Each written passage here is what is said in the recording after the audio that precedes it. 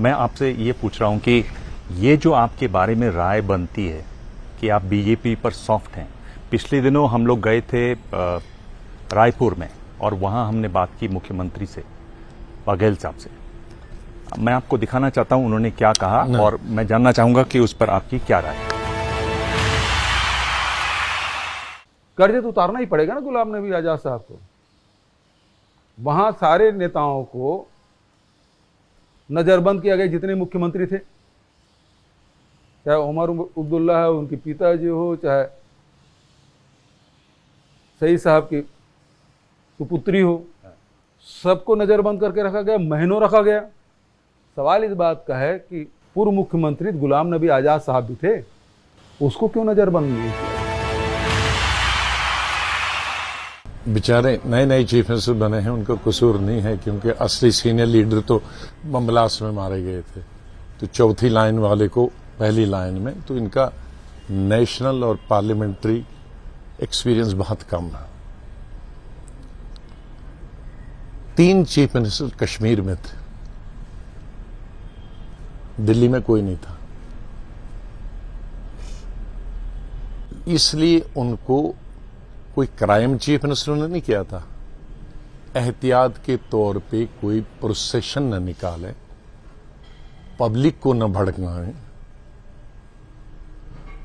तो एहतियात के तौर पर, प्रिकॉशन के तौर पर उनको नजरबंद रखना।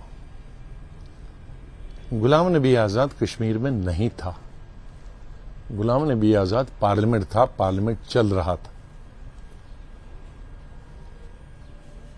मैं दिल्ली में कौन सा प्रोसेशन निकालता कश्मीरियों का है?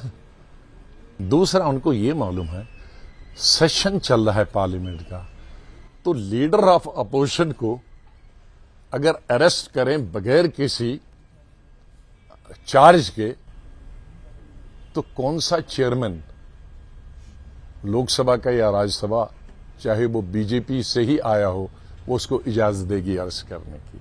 सेशन के दिनों में आप हाउस जब चल रहा हो, हाँ कहीं अपनी कॉन्स्टिट्यूंसी में अरेस्ट करना, वो भी चेयरमैन को सबसे या लोकसभा स्पीकर को सबसे इन्फॉर्म दिए जाते बाहर, लेकिन हाउस चलते हुए you can not arrest single MP and lease the leader of opposition without any charges. तो इन विचार शरीफ आदमियों को मालूम चाहिए कि मैं कश्मीर में होता, मैं भी अरेस्ट था, मैं दिल्ली में था। ये जो बात कह रहे हैं वो इससे भी जुड़ती है कि प्रधानमंत्री ने भाषण दिया और बहुत भावुक हो गए, इसको क्लियर करूं, और उन्होंने आपको सलाम भी किया। उन्होंने पूरा एक बताया वाकया, और उसके बाद उन्होंने कहा कि आप सत्ता को, किसी भी पोजीशन को बहुत अच्छा पचाना जानते हैं। उन्होंने आपको सलाम किया। वो 1 मिनट आप वीडियो देख लें।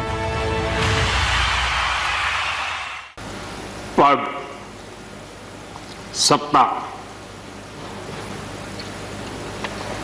जीवन में आती रहती है, लेकिन उसे कैसे पचाना,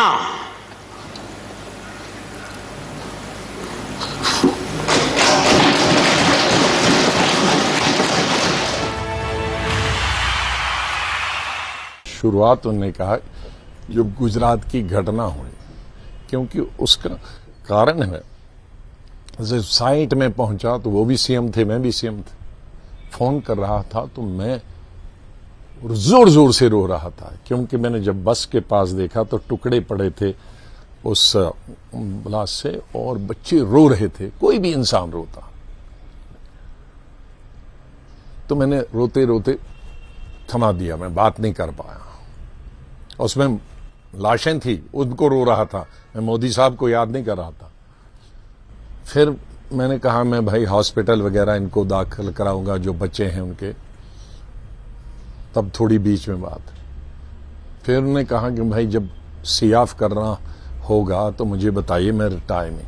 तो उस जहाज में गया जिसमें ये पैसेंजर्स थे और जख्मी थे, तो फिर औरतें और बच्चे मेरे लिपट गए, हमारा पापा दे दो, हमारी मम्मी दे दो, जैसे। तो मैं फिर रोया। उस वक्त फिर मोदी साहब का फोन, वो चाहते थे ना जहाज टेक ऑफ कर रहा, उसी कैलकुलेट रहे। तो मैं रोते रोते ही उनसे बात किया जोर से, तो वो कहते भाई संभालो संभालो। तो लिहाजा उनको वो दृश्य याद आ गया कि उसमें ये उसी में ये भी लिखा है कि जैसे कोई परिवार का आदमी मरे। जैसे ही घड़ी का काटा दोपहर 2:30 पे आए, बबीता जी का दिल सास बहू साजिश के लिए मचल जाए। और ये है इनकी बहू, पूरे दिन ऑफिस की टेंशन हो जाए गॉन जब ये करें अपना फेवरेट शो फ्री टाइम पे ऑन। इनकी तरह आप भी देखें अपना फेवरेट शो अपने टाइम पर और डाउनलोड कीजिए एबीपी लाइव ऐप अपने स्मार्ट टीवी पर।